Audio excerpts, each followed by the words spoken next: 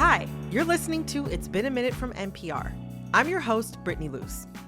Before we get into this week's show, I want to bring you with me to a land where fantasy becomes reality. Here we are at the Javits Center. It's a beautiful fall day. That's It's Been a Minute producer Liam McBain. And at that precise moment, Liam and I were about to enter into the event of the season. The thing it seemed just about everyone was talking about last weekend. BravoCon in New York City. We are standing on the precipice of, I think, an experience that's going to change our lives. I mean, I kind of hope not, but, I don't want to see something here that, completely changes my stuff around forever. But. Well, yeah, I guess I could see that. Maybe. Listener, I'm not even exaggerating here. BravoCon kind of did change our lives. We're going to do another show on this later, but I have some tea to share while it's still hot. So my producer Liam and I are big into Real Housewives. So who do you want to see? Who do I want to see? Yeah, who do you want to see? Meredith. Meredith from Marks. Salt Lake City. Salt Lake City. I'm obsessed with her. I think she's so intriguing. She's just so done with everything, and I love her. Jealousy is a disease to which I say, get well soon. So, of course, when we spotted her in the press room, he went wild. Meredith Marks is right behind me, and I have never felt so starstruck. The boots. Yeah, wow. The boots. Okay, it's like a fringe knit outfit. Yeah. Sickening python boots. She's stunning. Yeah. BravoCon is where dreams come true. And Meredith was kind enough to give us an interview, along with her castmate, Heather Gay. Of course, I had to ask about their other castmate, Jen Shah, who pled guilty to conspiracy to commit wire fraud earlier this year. And they told us something, not about Jen, that really surprised us. So we all know about what's going on with Jen Shah and, her trial, all these things. My question is, how do you feel about being on maybe a very different show than what you signed up for? Or is this what you signed up for? I mean, I signed up for a reality TV show about career-oriented women in Utah. But did you really? Come on, Real Housewives?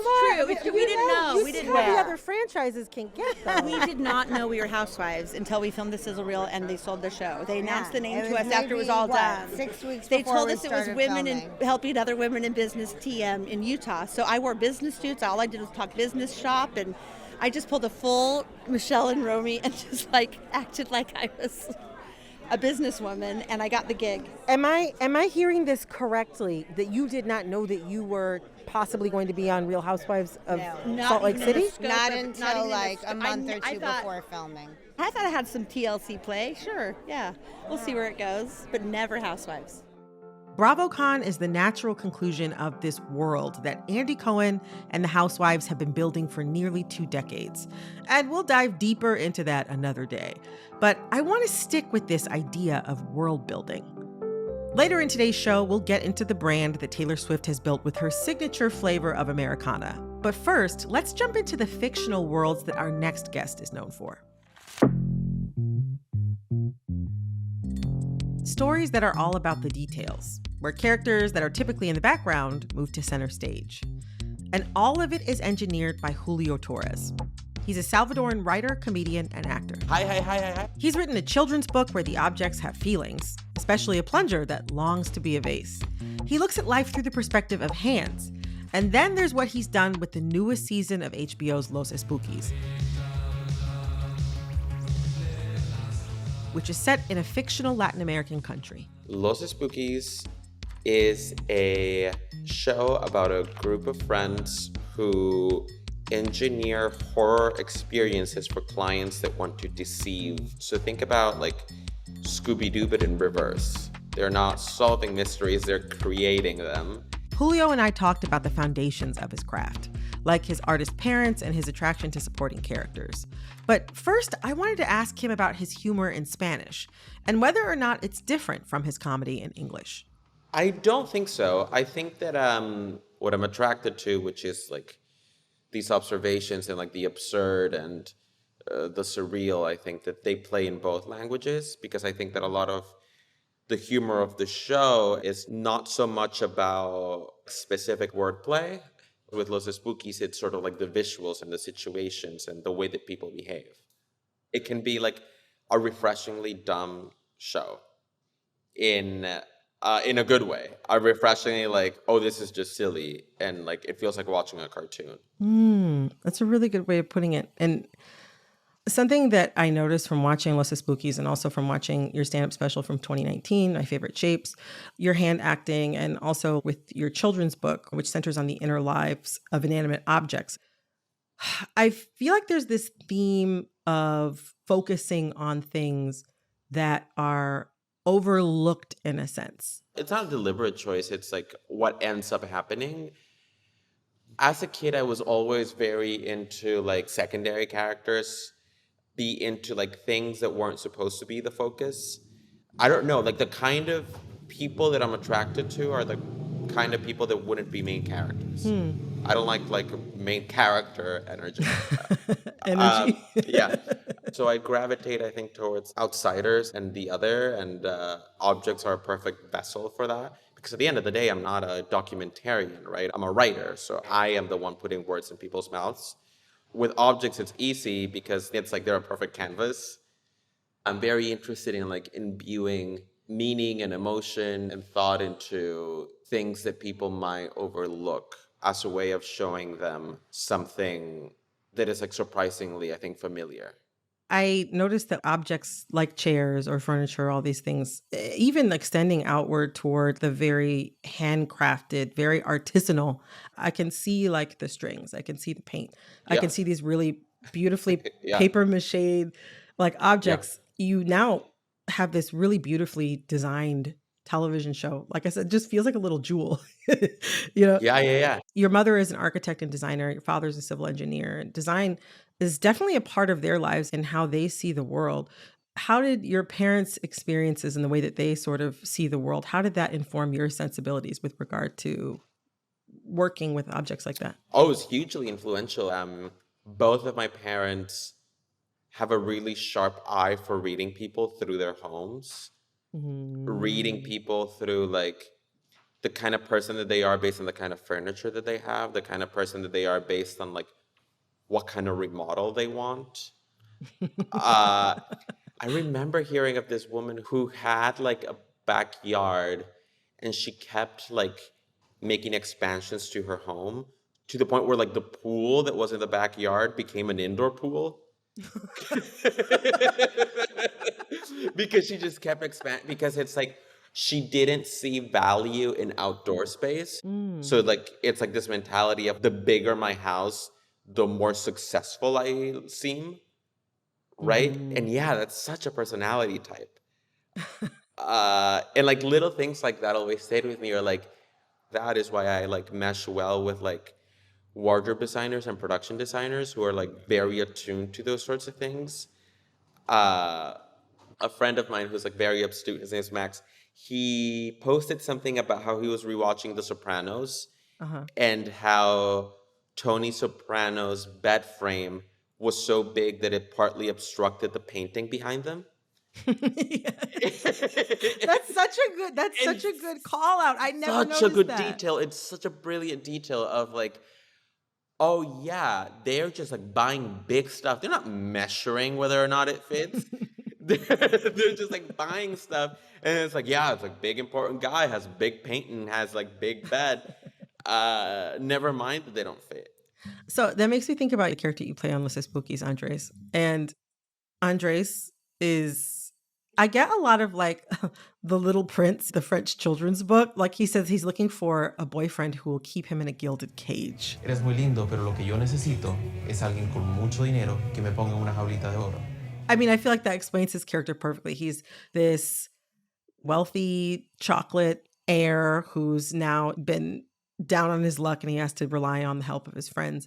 And I wonder, like, what is it like to play a character that has such a specific way of showing up in the world? Specifically, a character that seems to expect comfort at every turn.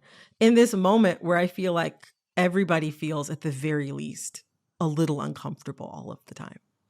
Yeah, he's one of my favorite kind of people to witness, which is like a difficult, very particular person. I am attracted to very like difficult and inflexible people who are just like hyper focused on one thing and are just sort of like myopic and like have a hard time seeing the world around them beyond their like the thing that they're focusing on. Also, I grew up around people that were like very wealthy. And also, I feel like soap operas and telenovelas are obsessed with the wealthy too. Yeah. And and also like those portrayals always like fascinated me.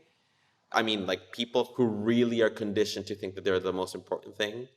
I think about this one specific scene from the second season where he's in the grocery store, like completely. What does he say? He says something about how he couldn't believe that there was food sold there because he feels like a grocery store is the food from restaurants that's been deconstructed. Pero qué lugar tan extraño. Veo pociones, veo cajas, pero no veo comida. Es como si alguien tomó todas las partes de una comida de un restaurante. Yeah, it's like he's never fathomed buying ingredients, right? He's never fathomed like making something. So it's like he can only see the world from where he's standing. So like from where he's standing, he's only seen prepared food. So for him to see a grocery store, it's like, wait, so you took the food that I normally have and then you deconstructed it and now you're selling that? Like he can't fathom that life functions the other way around. Okay, so like you're obviously a very industrious person. You've got this incredible career. You work very hard. I think that's very evident. Is there something that's kind of delicious about playing a character like Andres? Oh, yeah. There's something very liberating about just like not caring about anyone else. He's sort of like the dark side of me. I think like my like different universe shadow self. I think he might be a lot of our shadow selves. Yeah, yeah. One thing I've been thinking about a lot with Los Espookys is that it's set in an unnamed Latin American country. What was behind the decision to obviously have a very specific world in this show, but also like that's definitely located in Latin America, but to not give it a specific location? Well, you know, I really like portraying the way that the things feel, not the way that the things are in actuality. So like not setting it in a specific country allowed us to come about it through a more like abstract and emotional place rather than needing to have like faithful reproductions or like renditions of something.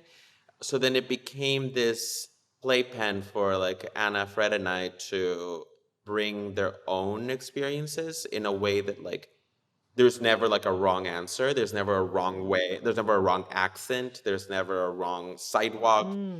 It's very liberating. And through that sort of like Tower of Babel, Latin American Tower of Babel, we found like a commonality that like feels universal. And it's like cartoons do it all the time. Like Springfield is not set anywhere, as in like from The Simpsons, but you understand that they are a middle-class American family in a mid-sized city. Sometimes the beach is a drive away. Sometimes it's snowing. Like, who cares, right? But it's like, those details are sort of besides the point. What matters is like showing what it's like to live in that context. I like that idea. I have one last question. Yeah. Your name on Instagram is Space Prince Julio. Yeah. Space Prince of where? I think of nowhere. Or like, you know what? I think it's like sort of like traveling. Like I'm here for a little bit, but I don't know where I'll be next. I like the idea of just like passing through. I like that. It makes me think like interdimensional, like different realms. Yeah. I as like opposed that. to like beyond geographical. Yeah. Julio, thank you so much for joining me today. It was so much fun to talk to you. Thank you so much. Thank you. Thanks again to Julio Torres. The second season of his brainchild, Los Espookys, is out now on HBO. Next, we enter the world of Taylor Swift. Is it timeless or simply stuck in time? We'll find out after the break.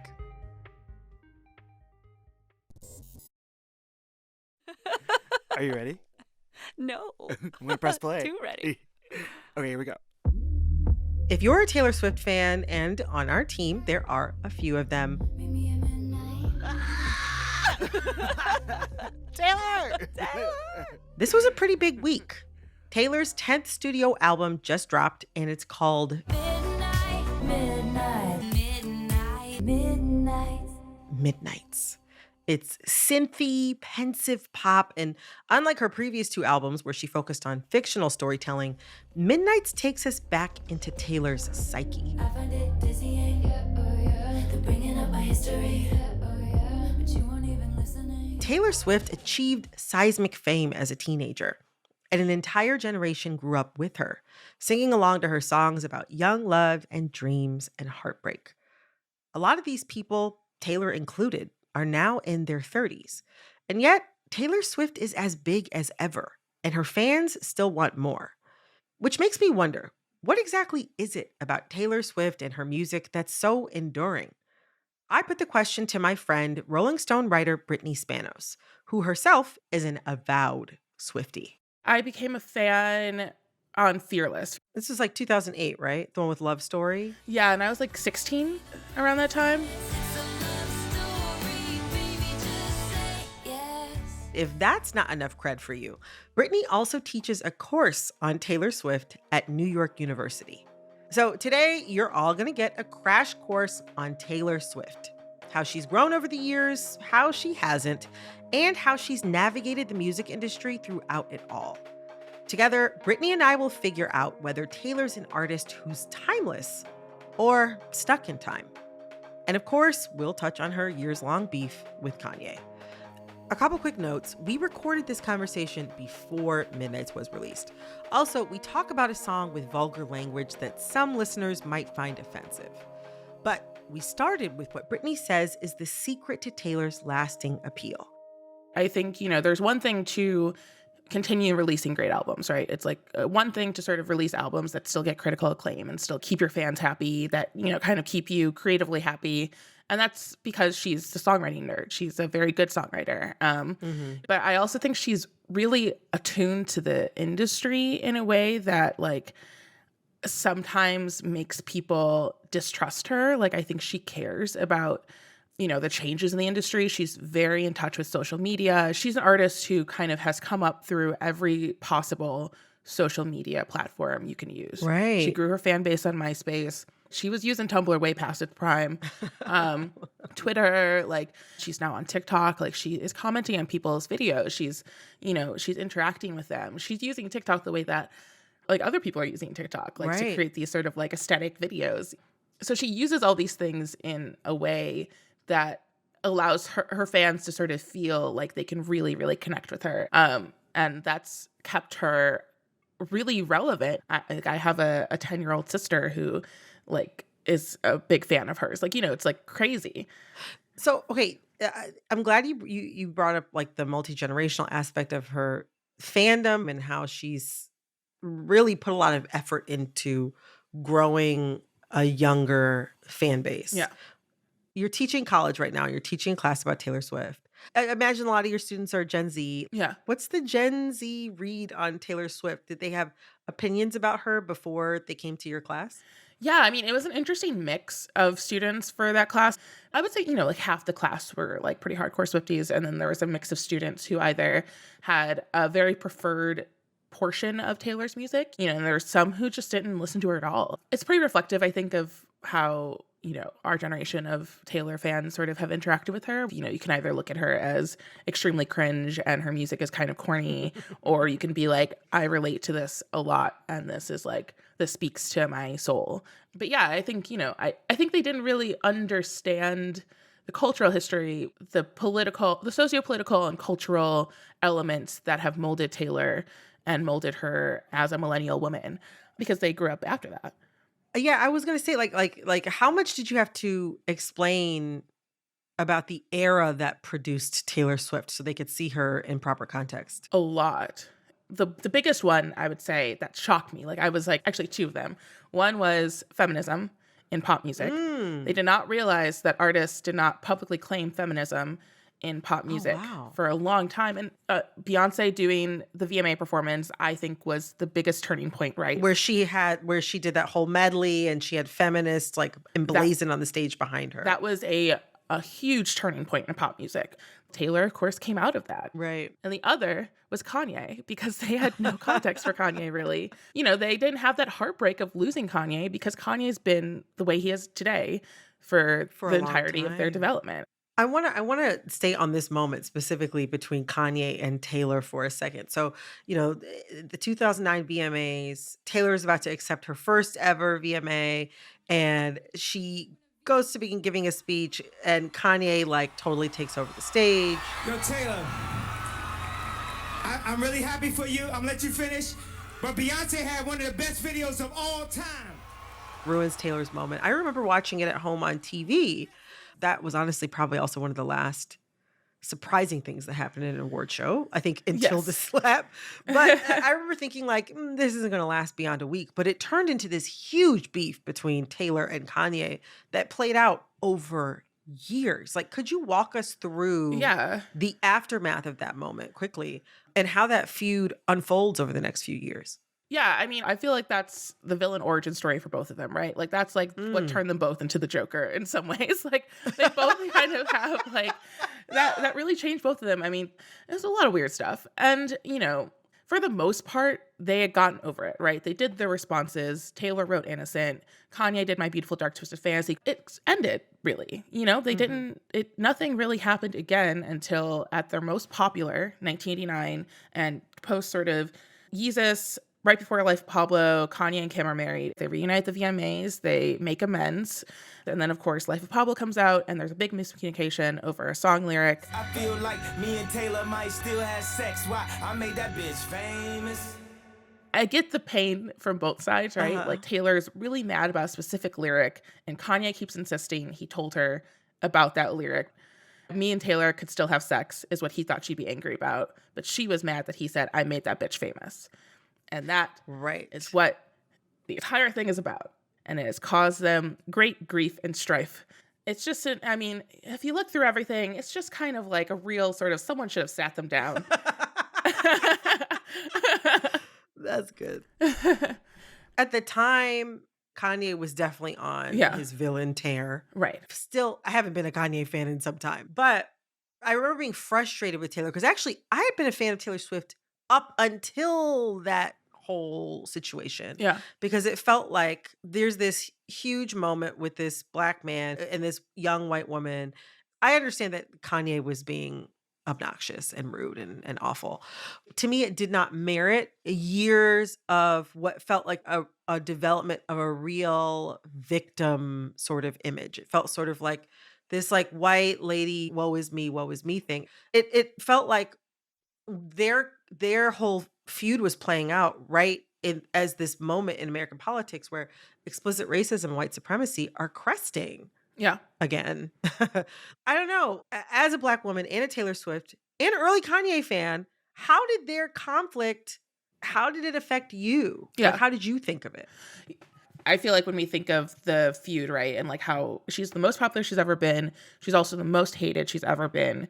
There's a lot of controversy over the fact that she writes about these men in her life, and like that idea that she plays a victim comes a lot from the fact that her songs are written about these like real life situations that we're seeing play out a year before the albums get released. So when the Kim and Kanye thing, and of course, Kim is like in the best graces of her career at that point, her stepping in and defending Kanye, when that happens, that puts a complete nail in the coffin of everything. Like that is like a shattering type of moment where it's like, how do you come back from that? You know, this is happening in 2016. It's a little bit like she becomes very absent during one of the most contentious elections in American history. She, you know, I think that amplified it because she was so maligned at this point for a lot of reasons.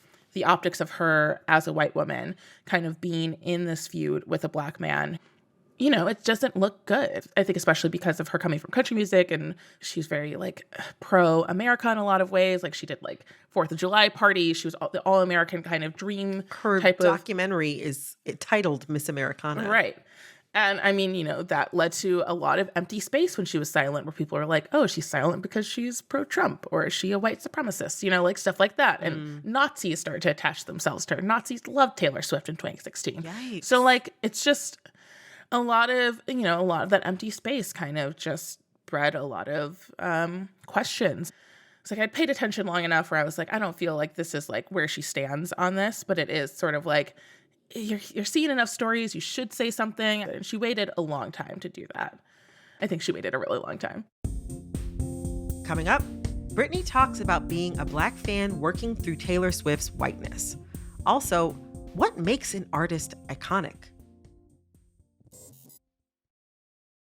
I want to go back to Taylor's positioning as a white woman, because she puts herself in her work, her privilege, her experiences, and her biases show in her approach, especially in the music videos, the way she would make brunettes the villains, like in the White Horse video or You Belong With Me, in the Wildest Dreams video. She finally makes the brunette the hero, but then she's romanticizing colonial era Africa. Yeah. I want to know what your take is. And again, as a fan, how do you navigate it when she does things like that? I think it's hard because she does come from country music. She was on a country label for so long. She only had people behind her who were from the country music scene. And the country music scene is historically just geared towards white audiences. There's only a handful of artists of color who have broken through in that scene. That is a part of it that sort of amplifies the whiteness of Taylor a lot. I also think, I don't know, I don't think anyone who became famous really young is really smart when it comes to the political dynamics in that way. I think that you're sort of blinded very early by a lot of privilege and a lot of that, especially when you're a white artist. So I don't think she even realized how much of a representative of white culture she had sort of become until 2016, until Nazis and white supremacists absorbed her because she was so absent and because she had not said anything and because of what she represented for so many years, that it was easy for them to just be like, well, she must be on our side. Yeah. So I don't think she realized that until later, because she stopped having those 4th of July parties. She started really speaking up more. I think she just thought she was doing her little storytelling. I don't think she genuinely knew that that's what was happening. There's this idea. Taylor Swift gets into this in Miss Americana. This saying that celebrities are frozen at the age they get famous. And that's kind of what happened for her. I see this in Taylor Swift's styling. I was looking at recent photos of Taylor, in the studio with Zoe Kravitz, working on Midnights. Yeah. And she was wearing skinny jeans, which Gen Z has determined is chuggy or extremely corny, not cool for a few years now. And a sweatshirt that you could find at Target, which is fine. And Nikes, regular old, the kind that you'd wear to go for a walk or whatever. A lot of what she wears and how she presents herself fits perfectly into 2000s mainstream style. All of that is fine. Yeah. Now, she's one of the most successful pop artists of all time and has access to world-class stylists. It almost seems it feels to me like she's resistant to looking contemporary, or too fashionable. And I think you can actually see a similar effect across the subjects of her music. A lot of the lyrical content of her 2 most recent albums were a lot of throwback references that felt very 40s, 50s, 60s Americana. Yeah. I wonder, in an attempt to achieve timelessness, it seems to me that Taylor Swift, in a way, is stuck in time. I mean, that's my read. But how does that track for you? So she separates her songs into 3 categories, which is the nerdiest thing you can do. So she has the glitter gel pen songs, quill pen songs, and the fountain pen songs. Quill pen songs are the period piece songs. She loves old movies. She loves period piece type of novels. And a lot of folklore and Evermore has songs that are based in a different time. The Last Great American Dynasty is about the history of the house that she lives in Rhode Island. They picked out a home and called it Holiday House. She has the glitter gel pen songs, which are the me's and the You Need to Calm Downs and the Reputation songs that are very over the top pop songs. She has the fountain pen songs that are kind of the more modern songs, All Too Well, where it's stuck in a specific moment. Wind in my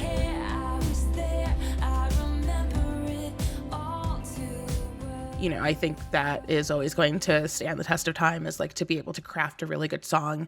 With the styling part of it, I just don't think she's ever cared too much. But she has co-chaired the Met Gala, which I know is kind of like a celebrity event, but still, like, that's quite an association to have. That's an association for sure. I think that was 2016. Like, that was of course a moment when she was sort of doing her most experimentation with like high fashion and doing like a lot more events than she had ever done.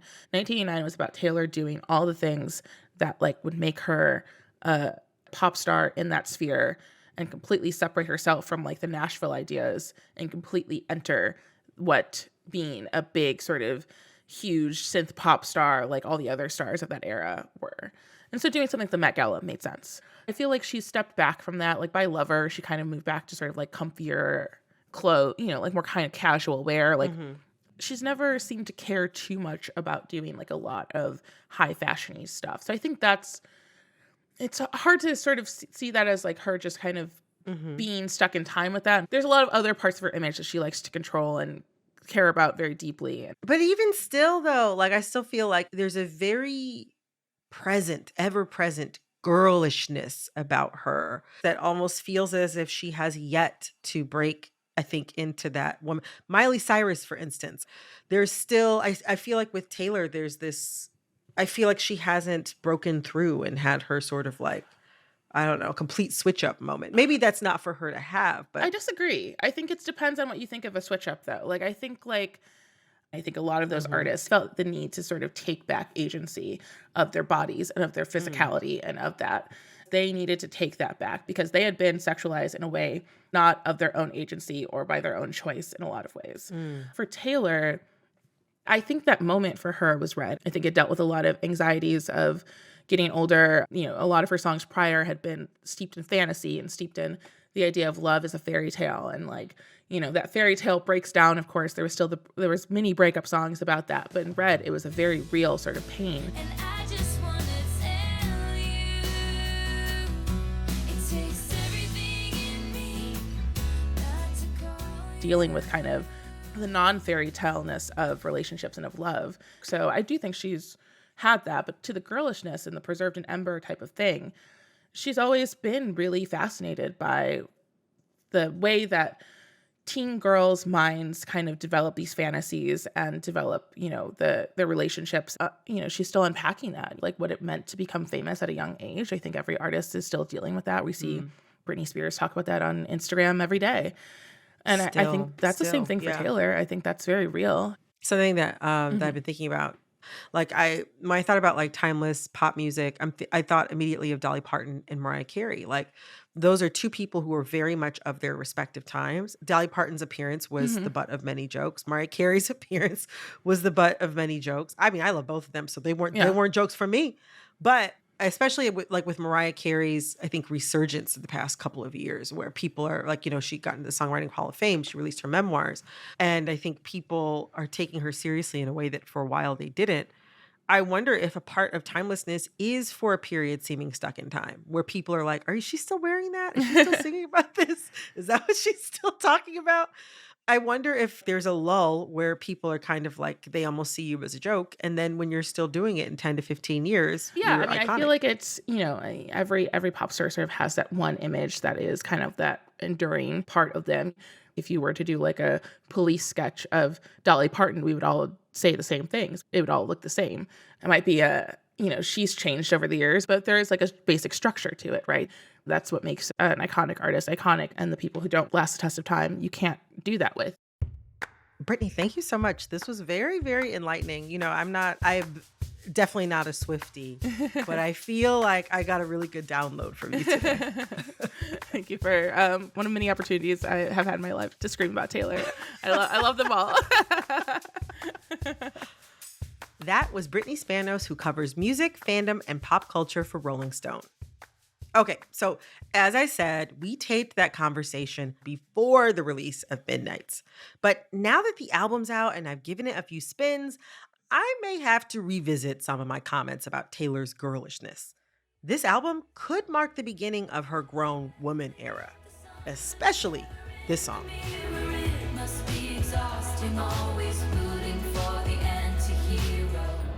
Now this might be a version of Taylor I can root for.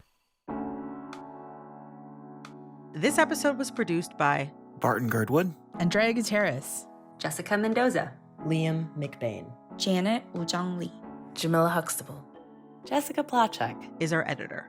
Engineering support came from Carly Strange and Gilly Moon. Verilyn Williams is our executive producer. Yolanda Sanguini is our VP of programming.